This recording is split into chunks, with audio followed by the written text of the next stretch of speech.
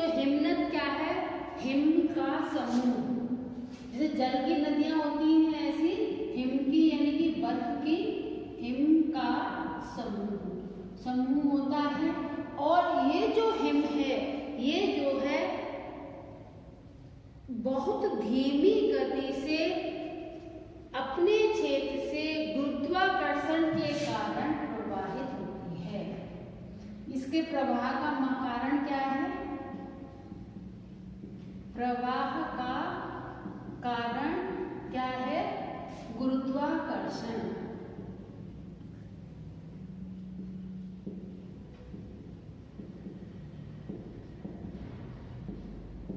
गुरुत्वाकर्षण के कारण ये प्रवाहित होती है और बहुत धीमी गति से प्रवाहित होती है। इस गति का अनुमान लगाना कठिन है। ठीक है, अब धीमी गति से प्रवाहित होती है नदी, तो एक चीज बता दूं, जब हिमनद का प्रवाह होता है तो मध्य भाग में अधिक होता है।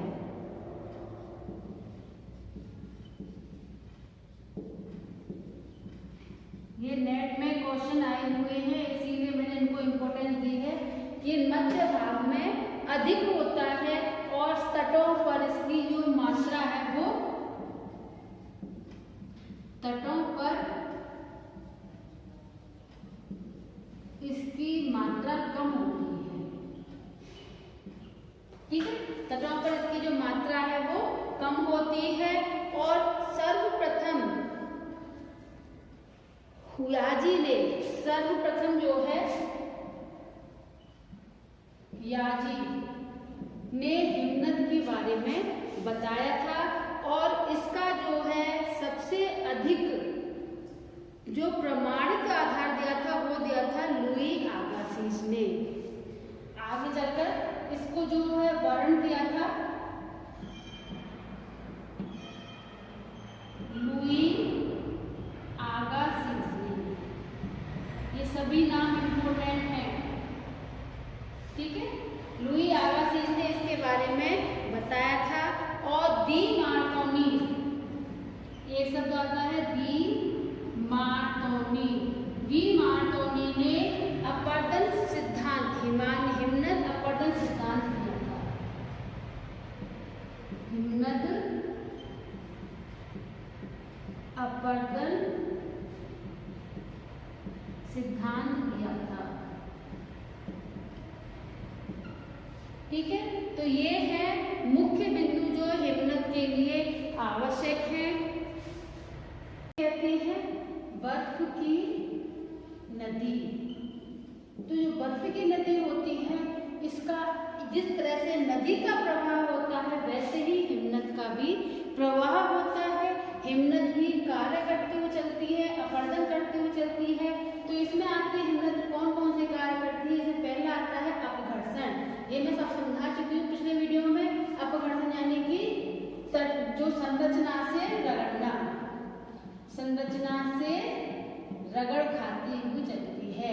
उत्पाटन किसे कहते हैं ये समझाना है कि जब नदियां अपने प्रवाह मार्ग पर चलती हैं तो उनके प्रवाह में आने वाले कंकड़ पत्थर जो भी कुछ आता है उसको उखाड़ कर चले चलती हैं। उखाड़ती हुई या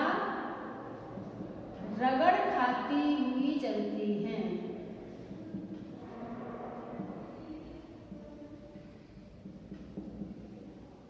ठीक है, यानी उपाटती हुई, सिंपल शब्द अगर सामान्य बोले तो उपाटना यानी कि उसको या तो खरोचती चलती है या उखाड़ कर ले चलती है, तो उस क्रिया को बोलते हैं उत्पाटन।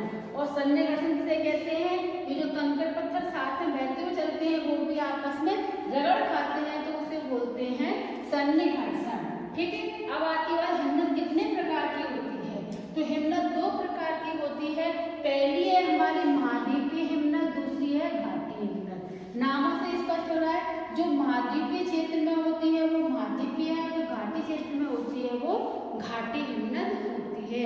एक चीज और बता देती हूँ, हमारे यहाँ मुख्य रूप से दो क्षेत्र हैं हिमनद के। पहला है ग्रीनलैंड और दूसरा है अंटार्कटिका। ठीक है, ग्रीनलैंड द्वीप है जो वो, और तीसरा अंटार्कटिका। ठीक है, तो इन क्षेत्रों में सबसे अधिक हिमनीय क्षेत्र पाए जाते हैं, और हिमनीय क्षेत्र वे क्षेत्र होते हैं जहाँ पर टेम्परेचर लगभग 8 से 9 महीने 0 डिग्री से कम रहता है। तो वहाँ वर्षा जो होती है वो हिम के रूप में होती है, तो उससे जो प्रवाह बनता है वो हिमनद का बनता है। ठीक है, अब बताती है हिमनद के अपरदन से निर्मित कौन कौन सी स्थलाकृतियां बनती हैं, जिसमें पहला आता है हमारा यू आकार की घाटी। जब मैं नदी की बात करी तब बताया था वी आकार की घाटी बनती है नदियों से, और जो हिमनद है उनसे बनती है यू आकार की घाटी। ये बहुत आता है कंपटीशन लेवल में क्वेश्चन, तो इसका ध्यान रखना कि हिमनद से बनती है यू आकार की घाटी और जल से बनती है वी आकार की घाटी। अब हिमनद से यू आकार की घाटी क्यों बनती है? क्योंकि जल का प्रवाह एक निश्चित स्थान पर आता है, जबकि हिमनद एक बड़े आकार में प्रवाहित होती जाती है, तो वो एक जो है बड़े क्षेत्र को अपरदन करती हुई चलती है। इसीलिए हिमनद द्वारा यू आकार की घाटी का निर्माण होता है। ठीक है,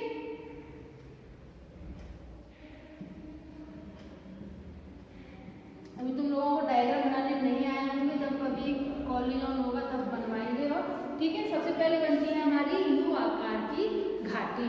दूसरी आकार बनती है लटकती हुई घाटी। लटकती हुई घाटी कैसे बनती है कि जब हिमनदी प्रवाह आगे बढ़ता है, तो जब उसकी मात्रा अधिक होती है, उसका वेग अधिक होता है, तो वो जो प्रवाह आता है आगे वो बाहर की ओर लटका हुआ सा दिखाई देता है। जो प्रवाह अधिक होने के कारण इससे बनती है लटकती हुई घाटी। यानी ऐसा लगता है अप्रवाह होने के कारण यू आकार में हल्का सा यहाँ से कटाव अधिक हो जाता है, तो वो बाहर की ओर लटकी हुई दिखाई देती है, तो उससे बनती है यह। अगला आता है हमारा सर्प। सर्प क्या होता है? सर्प होते हैं, इसको हम हिमगहर बोलते हैं। जब नदी पर्वतीय क्षेत्रों से नदियां हिमनद प्रवाहित होती है, तो वो जो है अपने आसपास के क्षेत्रों का कटाव प्रारंभ में तो तीव्र करती है, धीरे धीरे उसकी मात्रा कम हो जाती है, तो इसके द्वारा निर्माण कार्य जो होता है वो सर्प होता है। इस तरह से लगती है जैसे ये आराम कुर्सी।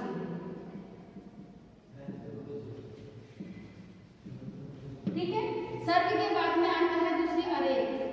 एक रह गया अरेत। अरेत क्या होता है? जब दोनों तरफ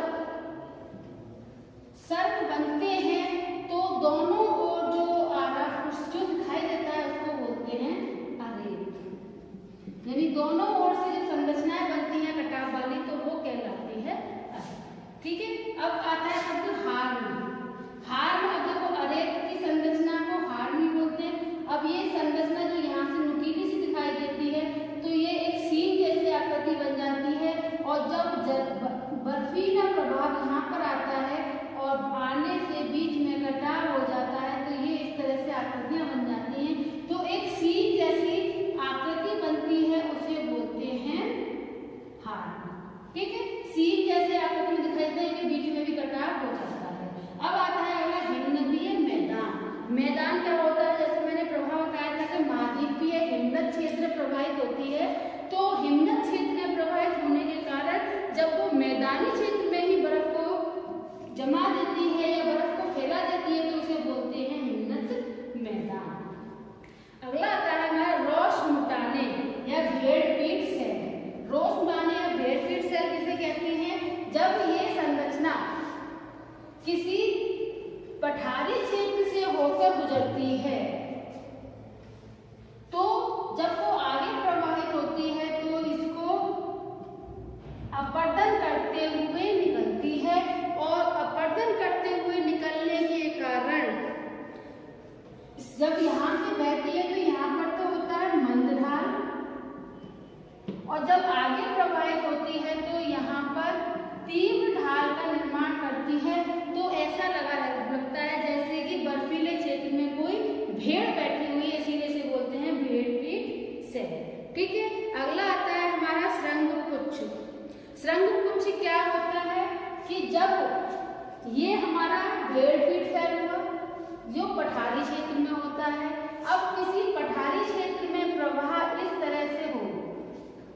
यानी तटीय क्षेत्रों, ये बहाव को काटते हुए आगे बढ़ती है और जब बहाव काटती होती है तो यहाँ पर कटी फटी आकृतियां बन जाती हैं और इस तरह की जो आकृति बनती है उसे बोलते हैं, इसे तो बोलते हैं सुरंग और इसे बोलते हैं पुच्छ। ठीक है, ये होता है सुरंग और ये होता है पुच्छ। अगला आता है हिम सोपान। हिम सोपान क्या होता है कि जब नदियां मैदानी क्षेत्र में प्रवाहित होती हैं तो उनमें हिम की मात्रा घटती बढ़ती रहती है।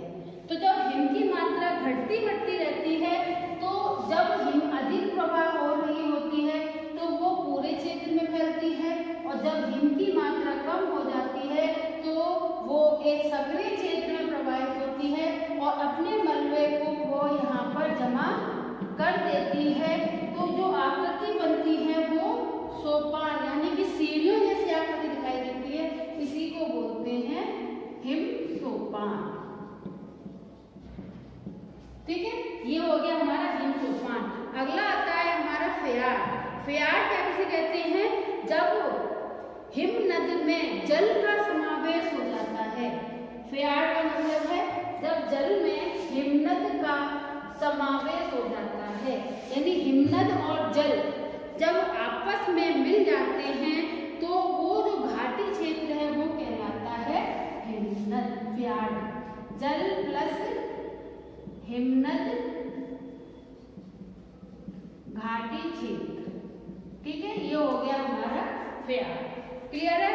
ये है हमारी कुछ अपरदनात्मक स्थलाकृतियां। हेलो बच्चों, अब हम पढ़ेंगे हिमनद की जो निक्षेपात्मक स्थलाकृतियों के बारे में कि हिमनद से कितने जो निक्षेपण की आकृतियां हैं वो कौन कौन सी बनती हैं। ठीक है, इसमें सबसे पहले आता है टिल। टिल क्या होता है? टिल जो होता है हिमनद में समस्त तलछट यानी तलछट का मतलब है जो अपरदन से जो निकलता है वो तलछट कहलाता है। तो हिमनद टिल क्या है? समस्त तलछट जो हिमानी द्वारा जमा किया जाता है वो कहलाता है हमारा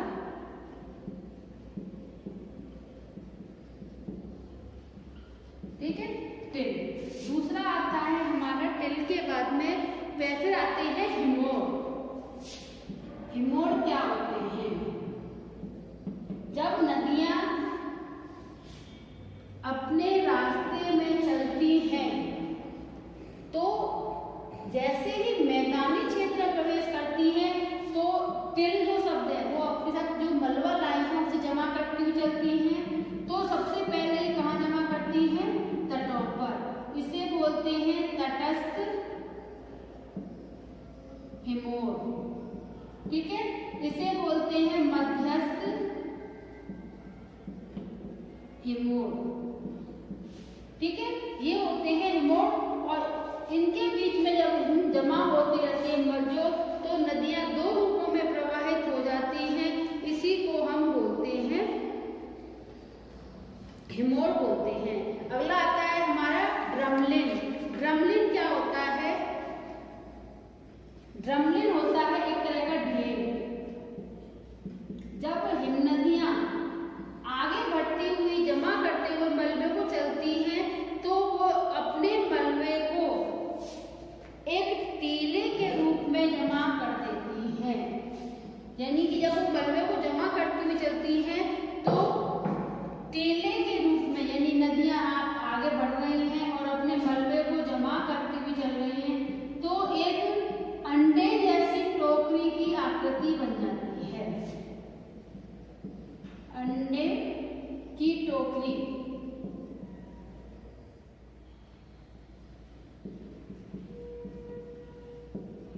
इसी को बोलते हैं ड्रमलिन। ठीक है, ये आकृति जब बनती है ये हिमोर के जमने से बनती है। अगला आता है हमारा एस्कर। एस्कर क्या होता है? तो जब हिमनद जो है जब अपने मलबे को लेके चलती हैं और जब हिम पिघलती है, जब हिम पिघलती है तो जो अपना मलबा है उसको वो वहीं की वहीं जमा करती है। मलबा जमा करती है तो जो आकृति बनती है वो लहरदार रूप में अपना मलबे को जमा करते हैं, तो जो लहरदार आकृति बनती है उसी को बोलते हैं एस्कर। ठीक है, अगला आता है हमारा तलछटीय। पहले आता है केम। केम क्या होता है कि अगर लहरदार आकृति है तो एस्कर है, और अगर लहरदार ना होकर एक ढेर के रूप में है, जब यह जमाव लहरदार ना होकर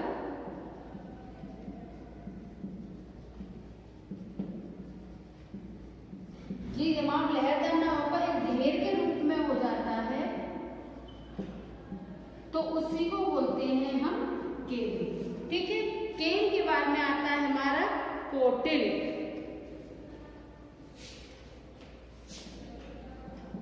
कोटिल क्या होता है? जब इसका मलबे का जमाव होता है तो जब किसी गर्त में जमा होता है तो छोटे छोटे टीले का निर्माण हो जाता है।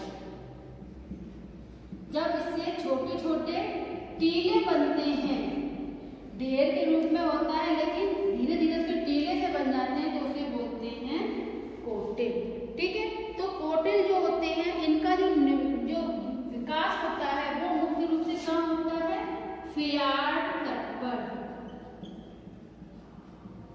अब फ्यार्ड मैंने बता रखा है आकृतियों में। ठीक है, फ्यार्ड तटों में होता है, इसमें बाल्टिक सागर, ग्रेट लेक्स का आदि, बाल्टिक सागर इसका मुख्य क्षेत्र है। मेन चीज क्या याद रखनी है कि ये कहाँ पर इनका निर्माण होता है? फ्यार्ड तटों पर मुख्य रूप से इन निक्षेपणों से इनका निर्माण होता है।